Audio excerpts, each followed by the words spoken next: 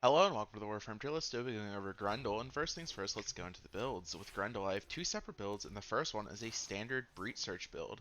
I found Breach Search to be incredibly useful on Grendel, as I found that I needed just a bit more CC, and Breach Surge is great at applying not only radiation procs, but on cast it also blinds enemies, just giving you some passive CC, and then obviously whenever you shoot out the sparks, they have a chance to apply radiation, making enemies fight each other and keeping them off of you.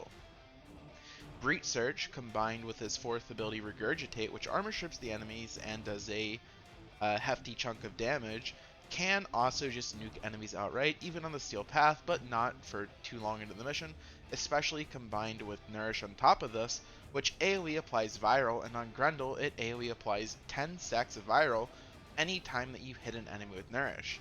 You hit enemies with Nourish by either taking damage via them shooting you, or killing enemies and damaging yourself with Combat Discipline. Combat Discipline is not a must, though I personally found it to be very, very useful, and you don't really need another aura, as even if you're playing a Shield Gate variant, just 2 Augur mods alone is enough to be able to Shield Gate with any ability that you throw on Grendel. As to the Arcanes, I'm running Arcane Avenger and Augmented. You can run Energized, though I find that you really don't need it.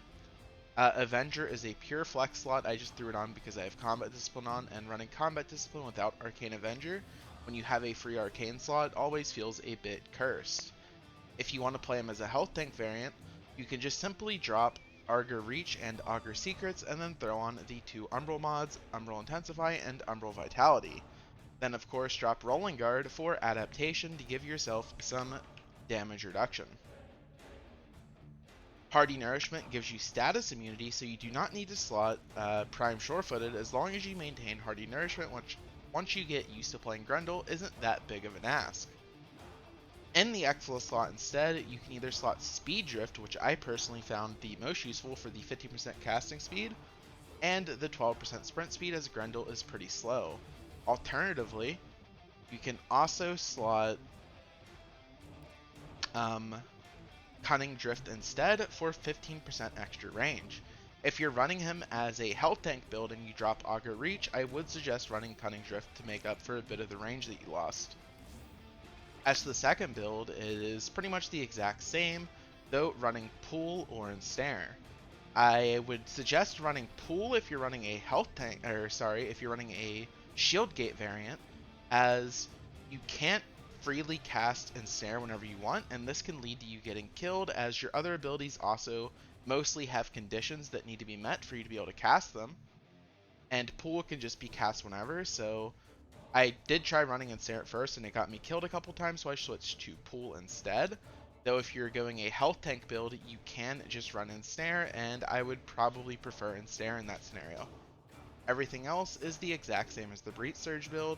Umbral Intensify is a complete flex slot. You can put whatever you want here, even something like Natural Talent, or a bit of extra casting speed.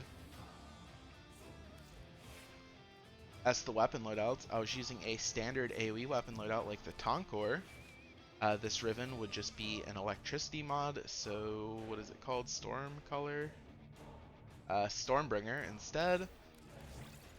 The reason I'm not using Incarnon weapons is because I found Incarnon weapons to be incredibly annoying to maintain on Grendel, as building up Incarnon stacks got nerfed in one of the recent patches to already be kind of annoying, but on Grendel you have to maintain your first ability Feast, and trying to upkeep Incarnon charges and also maintaining enemies in your stomach is just incredibly annoying, and I found it to be just not enjoyable. That being said, Incarnon weapons like the Latron or the Miter or any of the other strong Incarnon weapons do still get higher KPM on Grendel than standard AoE weapons like the Tonkor, Brahma, and Zar. It's just not as big of an increase as it is on most other frames. With the Tonkor, I was getting roughly 100 to 110 KPM, and with the Miter Incarnon, I was getting about 120. As to the secondaries, I would highly suggest the Nukor, as you can freely run Arcane Avenger, and as everybody should know by now, the Nukor with Arcane Avenger is incredibly strong. This Riven, you can just replace it with a couple different things. You could put Prime Pistol Gambit for extra crit chance. You could put Augur Pack to be able to drop an Augur mod on your main build. You could put Anemic Agility for fire rate, and just a bunch of other things.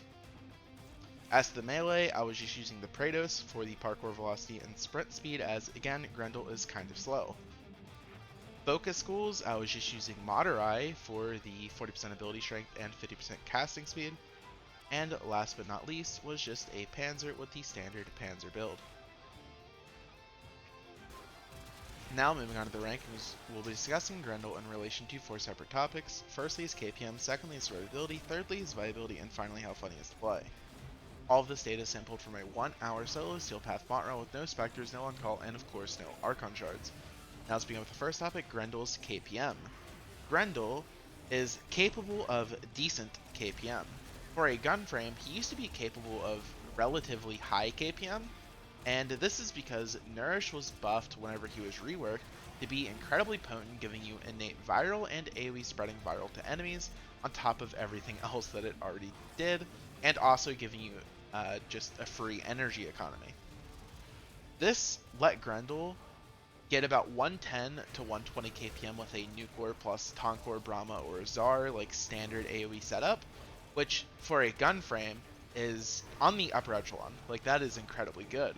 However, now that Incarnon weapons have come out, his KPM potential has realistically been nerfed compared to most other gun frames.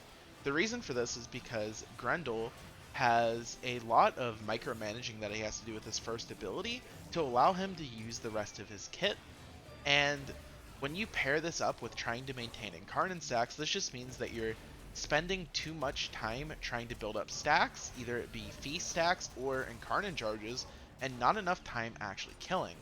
This also lowers his survivability, as if you're playing him as a shield gate frame, maintaining your feast stacks and your Incarnon stacks is a nightmare from a survival perspective. So Incarnon weapons just don't work that well on Grendel. That doesn't mean that they don't work. They do still, in the end, get higher KPM than just a standard AoE weapon like a Brahma, Tonkor, or Nukor, but they're just not as good as they are in other Warframes. Like, if I just take the miter on most other gun frames, I can get 130 to 140 KPM pretty realistically on almost every single other frame in the game. With Grendel, I couldn't. I could get like 120 to 125, and then it had the logistics issue of like just me spam dying. But you still can't do it. But still, comparatively to other gun frames using Incarnon weapons, it is lower. That being said, if you do not like Incarnon weapons already, and you just are still using just random weapons, Grendel still does high KPM with those older weapons. For these reasons, he also does have scaling potential thanks to him having free viral spreading and an AoE armor strip that has a decent range at max range. It's like, I think like 16 meters. I will give him like a flat A rank for his KPM. If Incarnon weapons didn't exist and you just use standard AoE weapons, I would give him an A+. And if I was only taking into consideration Incarnon weapons, I would give him like a B+, maybe A-, but I will give him a flat A rank. Now moving on to the second topic of survivability. And his survivability, for all intents and purposes, is also kind of in an awkward position. And this is because if you don't shield gate and you play him as a health tank, Grendel has one of the highest health and armor values in the entirety of the game. So he's incredibly tanky, and not to mention his passive also just gives him free armor. So if you play him as a health tank, he's absurd comparatively to the rest of the roster. If you play him as a shield gate frame, he also has the added benefit of having incredibly low shields and still having really high armor thanks to his passive and base values, and without any health mods at all, still having over 1000 armor. This means if you're just doing like shorter missions, like 5 to 20 minutes, even on the Steel Path, and you're playing him as a shield gate frame, you can still just face tank because you have enough like innate just stats to just make mistakes and tank bullets for free and survive. The problem comes from longer missions than that, as I personally found it pretty awkward to survive as him as a shield gate frame, because using your feast, sometimes you're just caught in loops of like spamming feast because it just doesn't work.